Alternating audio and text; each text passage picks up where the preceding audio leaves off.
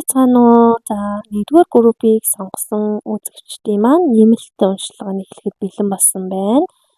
Тэгэхээр эхний асуулга нь болохоор урд наснда та яг одоогийн харилцаж байгаа хүмүүсийнхаа хинтэй нь холбоотой байсан бэ гэдэг картыг суулсан. Энэ дээр бол Lovers Oracle картаас Time Oracle болон Ten of Cups маань гарч ирсэн байна. Тэгэхээр та энэ насандаа бол ойр байгаа хайртай хүмүүс, таны хамтраагч, таны гэр бүлийн гишүүнтэйгээ урд насанд ч гэсэн маш нандин холбоотой байсан бол харагдаж байна. Ten of Cups бол угаасаа гэр бүлийн үзэр байгаа. Тэгэхээр та урд насандаа одоогийн гэр бүлийнхаа гишүүд болон хамтран амьдрагч, үерхэж байгаа хүн, хайртай хүн энэ хүмүүстэйгээ урд насандаа бол маш нандин холбоотой байсан байгаа нь бол шууд харагдаж байна.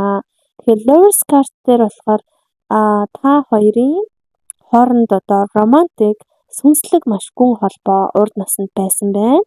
Ten of Cups гарч ирснээр урд насандаа та энэ хүний хамтдээ бас адилхан гэр бүл болсон эсвэл одоо хамтдаа маш гоё юм аз жаргалын тэр оргил үеүүдийг бол туулсан бол харагдаж байна.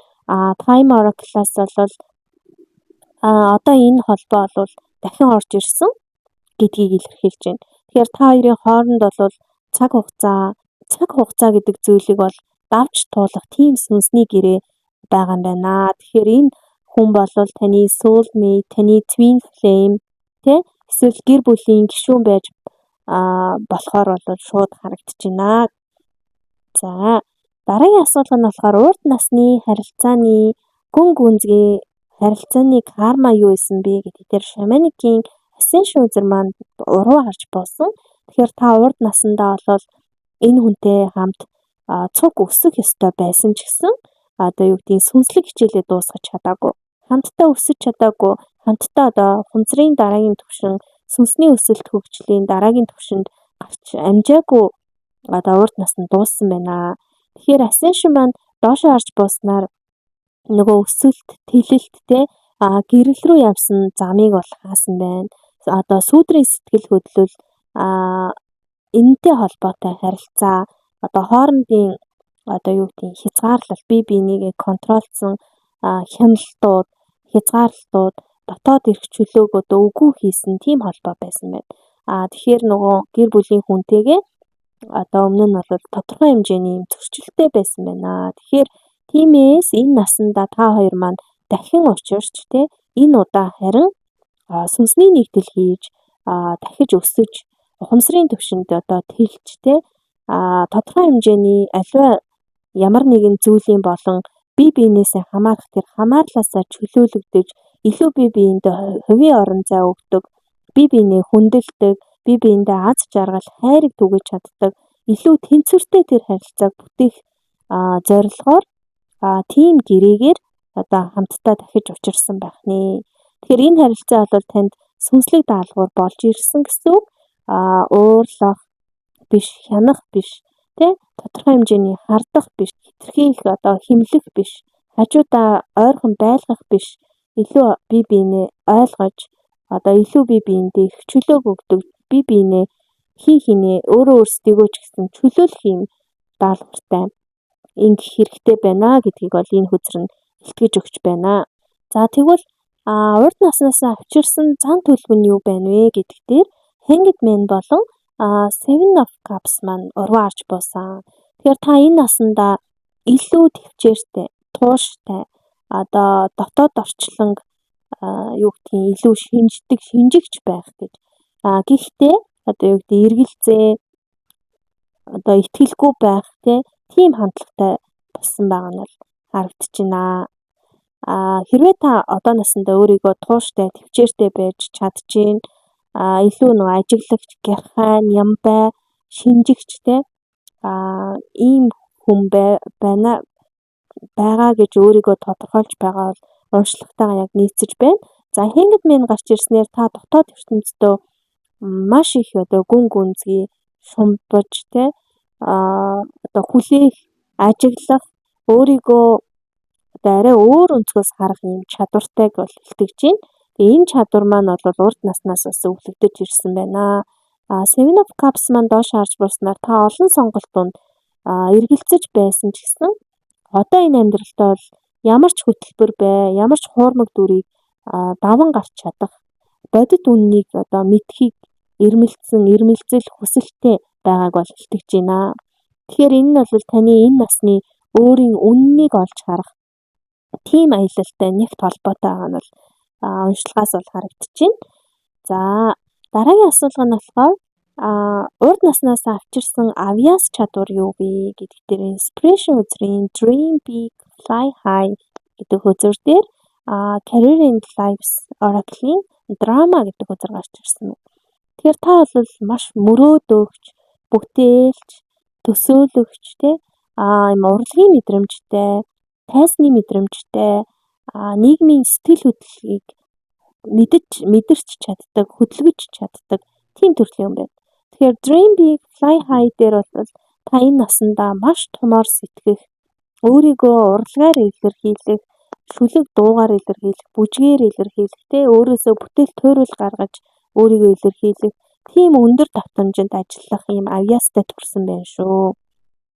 За, драма гарч ирснээр илүү нөгөө маш олон чиглэл салбар дундаас бол урлаг тал руугаа, тайц тал руугаа, яриа тал руугаа хүний сэтгэлийг хөдөлгөх тийм харизм маш өндөртэй.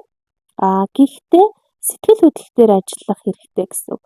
Тэгэхээр та өөрөө бас нэлээд эмпати сэтгэл хөдлөлттэй хүн байгаад байна. Тэгэхээр энэ маань бол та эмчилгээний урлаг гэсэн үг. Урлагаар дамжиж бусдыг эдгээдэг, урлагаар дамжиж одоо жинхэнэ үннийг бусдад түгээдэг сэтгэл зүй байж болно, жүжиг байж болно, жүжигчин байж болно, илтгэгч, коуч байж болно. Тийм заах чадваруудыг юм тээж ирсэн байна гэдг нь эндээс бол харагдаж байна. За тэгэхээр timing oracle-аас бол та хэдэн удаа дахин төрсөн бэ? Ямар үүрэгтэй, ямар учиртай ирсэн юм бэ гэдэг дээр болохоор few days гэдэг хөзөр гарч ирсэн. Тэгэхээр энэ хөзөр нь болохоор дахин төрөл дөнгөж болсон гэсэн үг. Шинэ давтамж дээр явж гин гэсэн ийм тохиог илтгэж байгаа. Тэгэхээр энэ маань бол та олон дахин төрсөн сүнс биш гэсэн үг. Харин одоо сүүлийн 1-2-оос 3 төрөл дээр сүүлийн 2-оос 3 төрөлдөх гэсэн үг. Тийм сүнслэг ухамсар шилжилтээр явж байгааг бол харагдаж байна гэдгийг энэ хөзөр маань илэрхийлж байна. Тэгэхээр таны сүнс одоо бол илүү хурдлуулсан, хөргөвчлсэн ийм ухаарл гэх юм уу, тийм өсөлт рүү орох боломжтой. Тэгэхээр уламжлалт хэв маяг, уламжлалт систем, уламжлалт бүтэц, хуучин сэтгэлгээ бол таныг бас бариад байна гэдгийг бол илтгэж байна. За ингээд нэмэлтийн маань одоо хамгийн сүүлийн асуулга нь бол энэ насандаа та юуг дуусгаж хаах ёстой вэ гэдэг дээр гаргаж ирсэн. Тэгэхээр энэ дээр Shamanic-ийн integration хөзөр, growth хөзөр хоёр гарсан. Тэгээд энэ дээр Base Tarot-ийн Hierophant хөзөр маань урваа арч буусан. За тэгэхээр санаж байгаа бол та бүхний маань эхний уншлага дээр бол Hierophant хөзөр бас гарч ирсэн. Тэгэхээр Hierophant хөзөр дээр маш их холбоотой байгаад байна. Нэмэлтээр нь энэ хөзөр нь гарсан гэдэг бол энэ бол энгийн зүйл бол огт биш ээ. За таны энэ насны хамгийн гол зорилго бол өөрийгөө бүрэн хүлээн зөвшөөрөх. Өөрийгөө яаж төгссөн, ямар царайтай, ямар арьс үстэй, ямар чадамжтай, ямар сул давуу талтай зүгээр бүгднгийн хүлээн зөвшөөрөх. Тэгээд ингэж чадсанараа тэлэлт, өсөлт хийх. Тодорхой нэг юм бүтцэнд орсон нийгмийн нэг бүтэц систем байгаа шүү дээ. Энэ системээс бол хараат биш болох ийм зорилготой байх нэ. За integration growth хоёрын хослол маань бол та өмнөх амьдралынхаа туршлага авсан шархууд, хичээлүүдээ нэгтгээд цаашаага явах тийм цаг ирсэн байна гэдгийг бол илтгэж байна. За Hierophant хөзөр маань бол дахин гарч ирсэн Тэгэхээр та бол хуучин систем, уламжлалт хэв маяг, гаднаас ирэх тийм хууль дүрмд хэтэрхий баригдсан байж магадгүй. Тэгэхээр энэ насанд бол та өөрийн сүнсний дуу хоолойг л дагах хэрэгтэй гэдгийг бол харуулж байна. Өсөлт хийхийн тулд та одоо дотоод эрх чөлөө, сүнслэг эрх мэдлээ эрүүл авах ёстой гэдгийг бол анхааруулж байна шүү. Ингээд нийтд нь дүгнж хэлэх юм бол урд наснд хайр, гэр бүлийн тэр нандин холбоо байсан. Гэхдээ өсөлтөнд хүрч чадаагүй. Таны одоо сүнс энэ удаа илүү ухамсартайгаар тэр харилцаагаа хаах шинэ шатанд дараагийн түвшинд хүргэх ийм даалгавартай байгааг дахин сануулъя. Дотоод үннийг олж харах, өөрийнхөөрөө байх, өөрийгөө хүлээн зөвшөөрөх, гадны ямар нэгэн нөлөөнөөс илүү чөлөөлөгдөх. Эдгээр зүйл бол таны энэ насны гол зорилго ахна. Таны одоо авьяаслаг, харизмтай, томоор мөрөөддөг, төсөөлж чаддаг Гэхдээ эргэлзээг даван туулах, эргэлзээг даван гарах тэр өөрийн замаа тодорхойлох хэрэгтэй байна гэдгийг бол илтгэж байна. За окей, ингээд уншлах нь бол энэ хүрээд өндөрлөж байна. Гайхалтай сайхан сүнсний зорилгоо ойлгосон байх, сүнсний даалгавраа ойлгосон байх. Тодорхой одоо зөвлөгөөнүүдийг бол нэлээд сайн ойлгомжтой ярьсан байх гэж найдаж байна. Та бүхэн маань сэтгэл хэсгээ, комент хэсэгтээ үлдээгээрэй. Баярлалаа. Амжилт хүсье.